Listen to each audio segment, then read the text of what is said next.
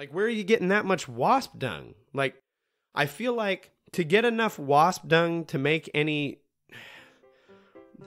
actual effect on what you're doing, you're going to need quite a bit. Welcome back to Privy. Privy is a podcast about bathrooms, recorded from my home bathroom. I'm your host, Hunter Hoover, and I love bathrooms. Welcome back. If I sound a little sultry or whatever the word is, I had some sort of chest and face congestion noise this last week, so I apologize if I'm a little extra gravelly than normal. A little weekly check-in though, boy howdy. If you keep up with the Privycast social media, either on Instagram or TikTok, you saw a Toilet Tuesday, and if you saw it on TikTok, I apologize, but you know now very well that shortly before the recording of the last episode, actually, I dropped a big boy at Target, and I almost didn't make it. So, and as you'll see, the Target bathroom was fully rando. Like, there was standing swamp in one toilet, and the seat in the other one, which is consequently the stall I used, not great. And even though we've talked at length on the show about how to properly use and install one of those silly paper toilet seat liners, for the life of me, I still to this day cannot get it facing the right way. Normally I just skip the whole process, and I figure my beef's already a little bit randy, so we're going to be fine. But I could not skip it this time because the Target toilet seat was just abysmal. But I could not remember which way this joker goes. And so I did my best. But then when you go to wipe, it becomes part of the wipe job, and then it all just goes down anyway. In my case, I would have been better off just not even going for it. To tell you the truth, yeah. I got to tell you, there's something about having to interact with what other folks have left behind that just does not do it for you when you are an emergency job at Target. That is not the time to have to interact with other people's foul. And to be even more honest, maybe it's just our modern overfed American diets that causes this. Like, it's so wild. Like, even the fecal matter looks greasy, for goodness sakes. We got to figure it out, but, you know, like, cheeseburgers taste pretty good. Hey, you know what, though? I got to tell you, and this is going to lead us, we're not going to waste any time this week. We're going to get right into the topic of the week, but I got to just tell you flat out. When I see a traditionally produced human turd, American or otherwise, the last thing that I think when I see that is go, you know, now that might just be medicine. But the same cannot be said for every time and culture.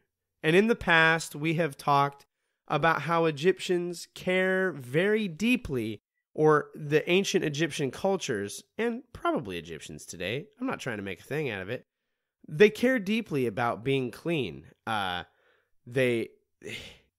Cleanliness is next to godliness. We've talked about that. And in unearthing a lot of information about medicine and hygiene and things related to ancient Egypt, another little piece of information has come to light. It's surfaced, much like a groundhog or a prairie dog sneaking out of the old backside at his surface. The Egyptians, the ancient Egyptians, put their poo and the poo of the animals in the world that they inhabited to the test and to use in some of the most wildest ways possible or imaginable. And so, this week on Privy, we are looking at some of those ways. We're looking at, first, the document that details the medical use of none other than poop. Yes, poop as medicine in the ancient Egyptian world. We're talking about the Egyptian Ebers medical papyrus. So this document, the Ebers medical papyrus, was when it was discovered a scroll that was 68 feet long, one short, and all rolled up and about 12 inches wide. So it's a good sized scroll. Like if you unrolled that joker, it would take some time. There's a lot of information on there. That's what you got to know. And the scroll was divided into 110 different sections. These sections were called pages, although it's one scroll, it's continuous, so like it's not separate pages. But it had 110 different sections or pages, and some of them were missing. There's a few that are missing, like in their finding of it. But like, I had to take a big swig of that Mountain Dew, like peach garbage that Kentucky Fried Chicken has. It's good. Hey, their chicken might be finger looking good, but this Mountain Dew is something else looking good. You know what I'm saying? That's real tasty. But could you imagine though, like being an archaeologist over there in Egypt? You're just sully deep in the dirt, and you find this big old scroll, and it's probably got like weird markings and pictures and all this junk on it, and you're like, I don't know what it says. But like it's a wild Easter egg hunt, and instead of finding eggs filled with candy, you find a dusty old roll of ancient text. What a world. A German Egyptologist, which is a tologist that studies Egypt, by the name of George Ebers, was offered the papyrus. This is key. He did not find the papyrus himself.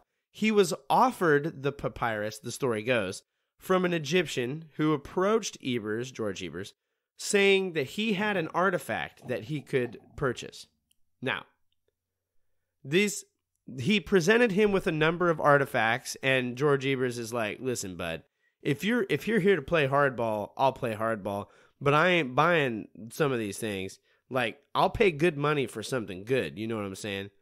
And so the man later returned, now knowing that he had a serious buyer, and handed over a metal case, and in it was the medical scroll that now bears Ebers' name. So George Ebers gets the credit for having brought this scroll and its knowledge into the Western and just like general knowledge of the public.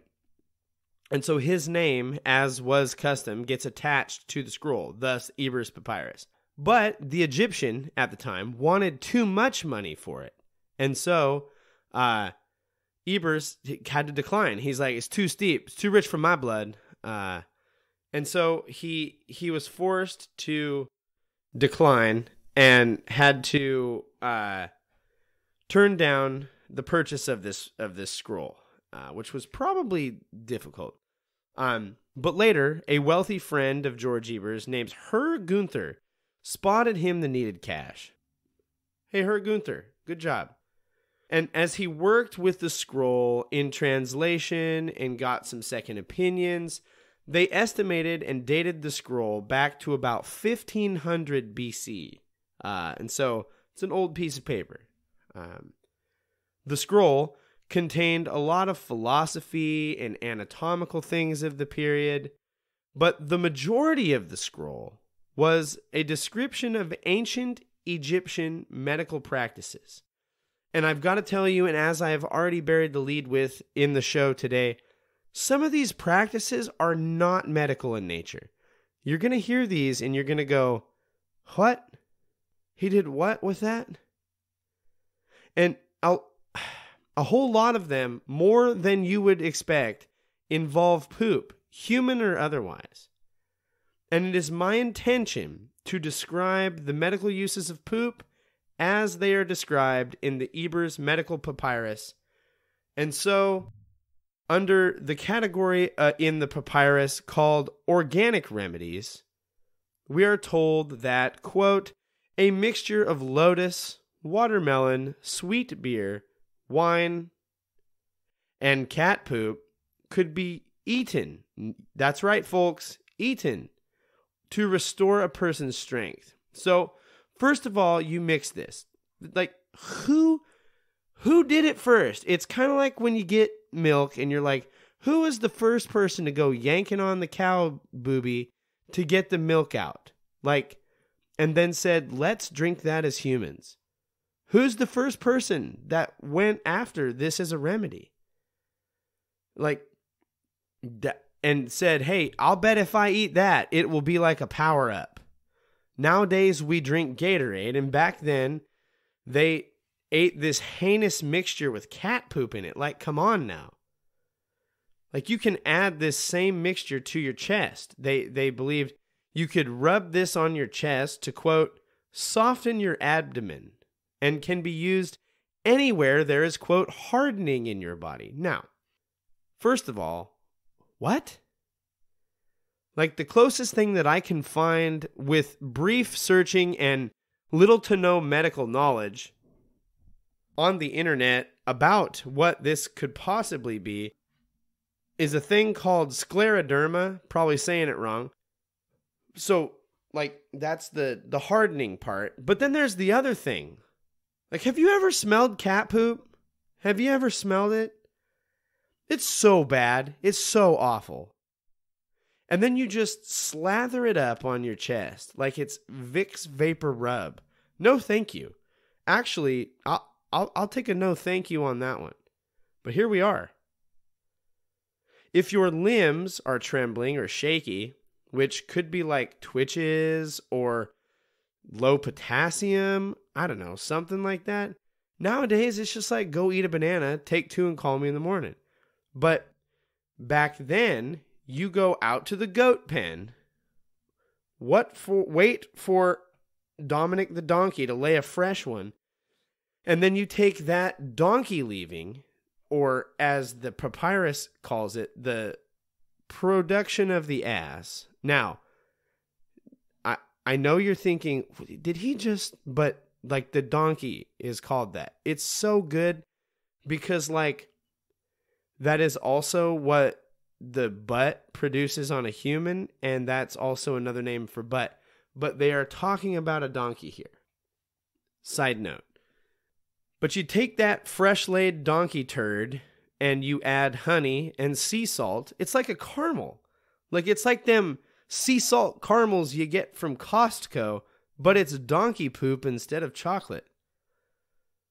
If you want to get the premium edition, which they had an upgraded version, like it even says, like for better results, you can also add figs, date juice, bullock's fat, natron, not sure what that is, and some grain, which you can then cook and use as a poultice. Hey.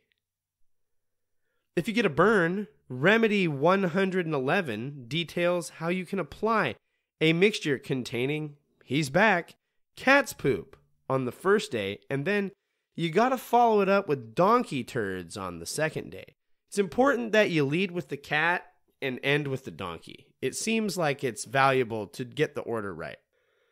If the burn festers or pusses out, man, the idea of a pus burn just is gross. And also the technical term for when a wound festers is suppurated or suppurated, which sounds way too close to supper to be right.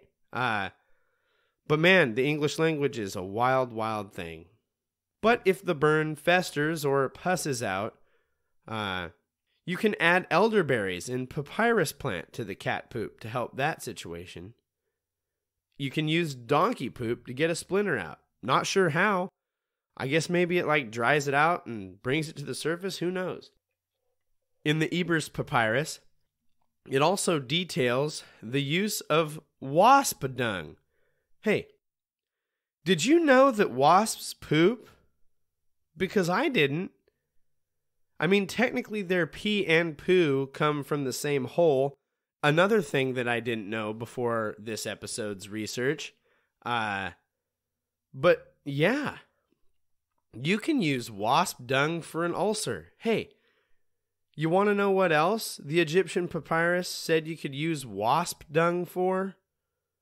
Wasp dung, you take it, which like, first of all, I got to ask this, and this kind of goes for all of these remedies. Like, how much? Like, it says take wasp dung. Now, how much? It doesn't say. There's no measurements given on any of these. We're eyeballing it. It's like I'm watching a bad Food Network show, but like the secret mystery ingredient every time is weird animal poop. Like, is there a lot of it? Is there like a drop? Like, where are you getting that much wasp dung? Like, I feel like to get enough wasp dung to make any actual effect on what you're doing, you're going to need quite a bit. But then, like, how do you get that much? Like, you out milking wasps for their poop? No. Or is it like just a little drop? At which point, is it even doing anything? Or is it just like your brain says, oh yeah, Kenny got the wasp dung in there, so I know it's going to do something right this time. But you take that, the wasp dung, which I'm going to say again, and you grab a bunch of things you would cook with, like fennel and garlic and seasonings and salt and that type stuff. And you're going to take all those and you're going to mix it up, and you're going to mix it up, and then you're going to form it into like a dirt clod ball. Now, you got the ball in hand, and then you're going to take that ball, and to quote aid in childbirth, you're going to yoink that up the birth zone, and it should help the baby come out. But make sure there's wasp dung involved. We wouldn't want it to not be in there. Makes sense to me. If you want to not get, and I'm not trying to like make fun of this ancient remedy stuff. I'm just pointing out that like some of this seems like a bad idea.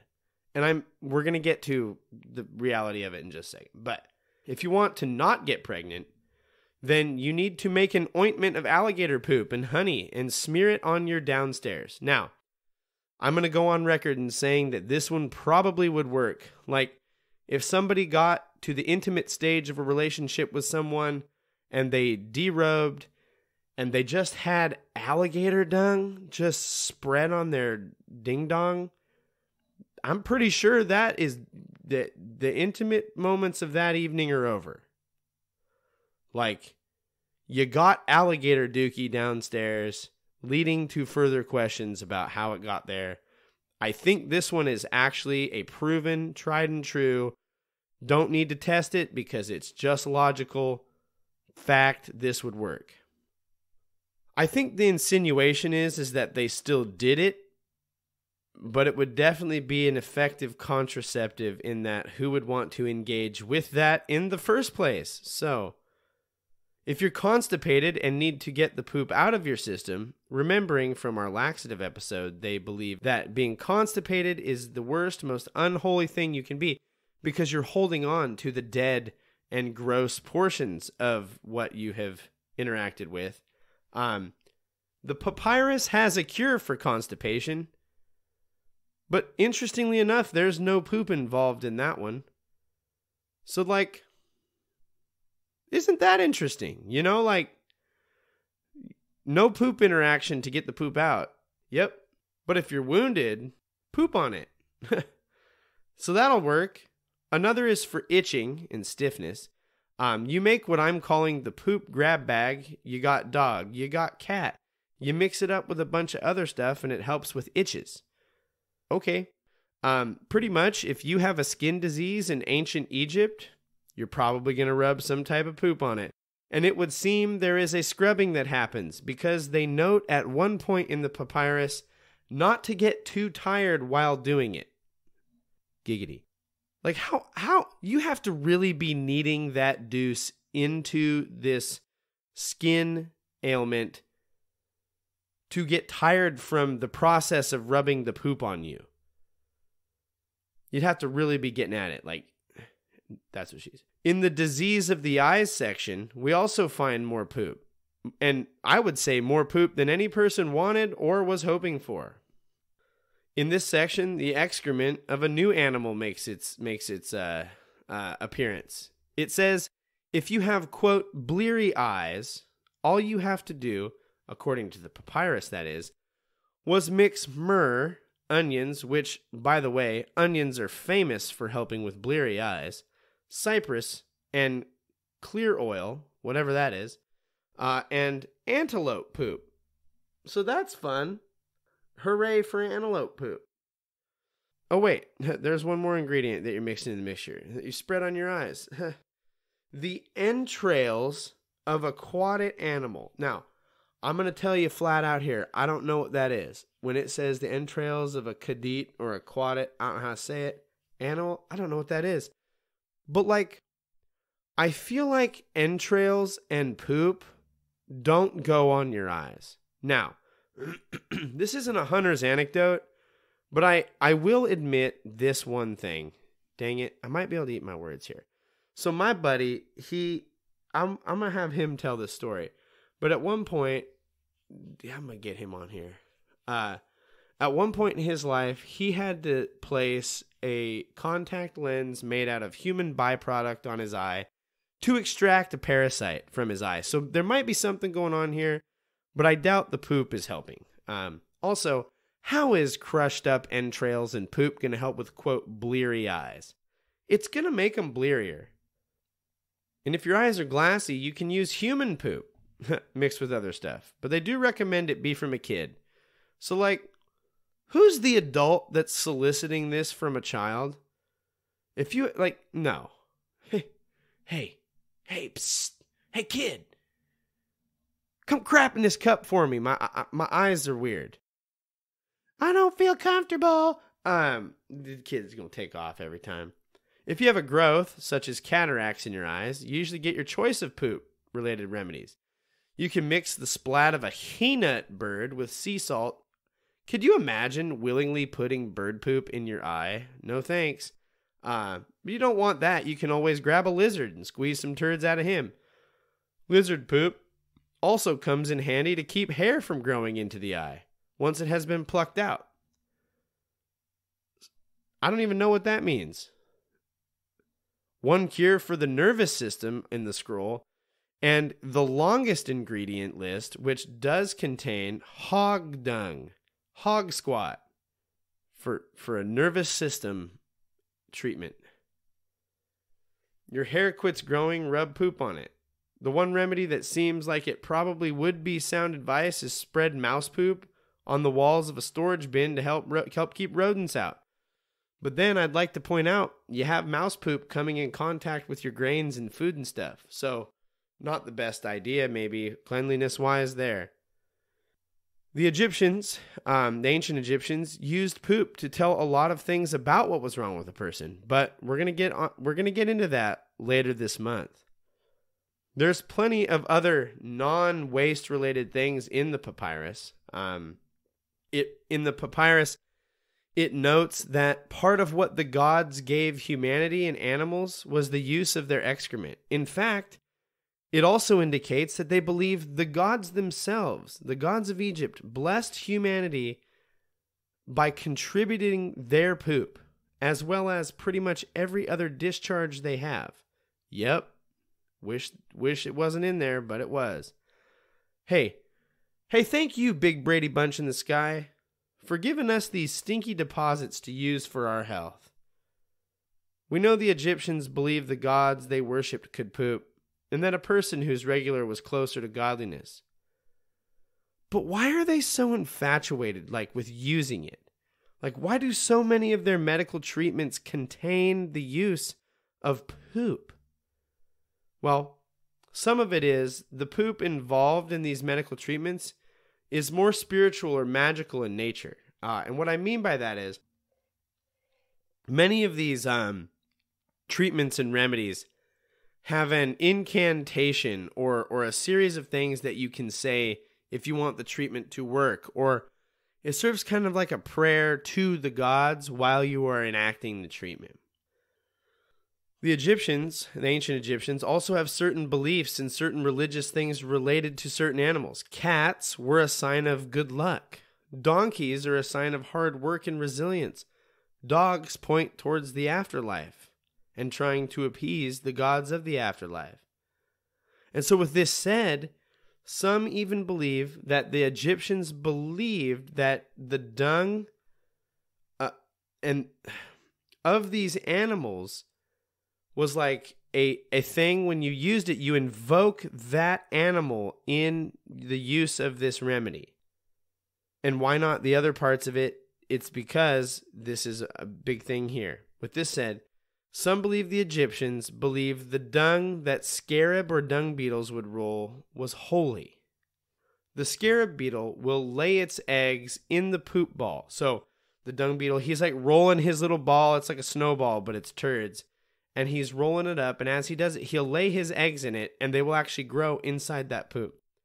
And as they roll, one day, the small insect larva emerges and go on to form their own dung balls in time. The Egyptians, the ancient Egyptians, likely viewed this as a symbol of creation and new life. In fact, they based this assumption that the Egyptians may have regarded round ball-shaped animal droppings as sacred. The dung beetle, or scarab, often appears in many religious writings for the ancient Egyptians. The god Khepri is often pictured as having the head of a scarab beetle. They thought highly of poop's abilities to tap into the spiritual realm and help heal you by invoking the power of the animal or thing it once belonged to. Because remember, being regular in ancient Egyptian thought is a sign of health. And so the poop's not bad as long as it's out of you. And while I think we could agree that many of these are generally sound advice, like the scientists have looked at this and they've gone, you know what? Most of this wouldn't actually hurt you. Like it might not help, but it probably wouldn't hurt, with the exception of like eating it. Probably don't do that. But they also note that if the turds came from a herbivore animal, it's probably better because it doesn't have all the weird bacteria that like a carnivore meat-eating animal is going to have. Like the more you know. And so some of these things may have helped a little bit. Probably not as much as other things could have. But they didn't hurt. And when you're in ancient Egypt, centuries away from the luxuries of modern medicine, if it don't hurt, it's probably worth trying. Yep. The more you know. Think about that next time you grab for your eye drops. You could be smearing lizard yats up there. That's all I'm saying. This brings us to the end of another episode of Privy. Thank you for listening to me rant about the Ebers medical papyrus. It's a wild document. It's very fun to look at. I would encourage you guys to go check it out. There'll be a link in the thing below. You can go check it out in the show notes. As always, we would invite you to follow us on social media. We're at Privycast. We're trying to get some good stuff going on over there. Trying to get regular posting going on. We got Toilet Tuesdays. We've got snippets. We got highlight videos. We've got informational things. Go check it out. See what sort of nonsense I'm getting up to. You can email us, privycast@gmail.com. Send us an email. Say hello. Tell us where you're listening from. Feedback. Anything you want. We'd love to get a rating or review. You can leave a more long-form rating on Apple Podcasts, or Spotify has ratings now. It takes 2 clicks. The 5-star option is our preferred, and we would love to get a rating from you. Helps folks find the show, and it takes like literal seconds to do that. Would love for you to do that. And do it for other shows. If you find a podcast you like, rate that thing. It's the best way to get the word out to other people, because it lets Spotify and these other places know someone's listening to it. As always, we want to thank Kevin MacLeod for the use of Barroom Ballet as our intro and outro music. You can find Kevin's music at incompetech.com. His music is licensed under Creative Commons License Attribution 4.0. Thanks, Kevin. This is another episode of Privy. Thank you all so much for joining us and listening. And now, as always, and we definitely ain't saving it for medical use, don't forget to flush.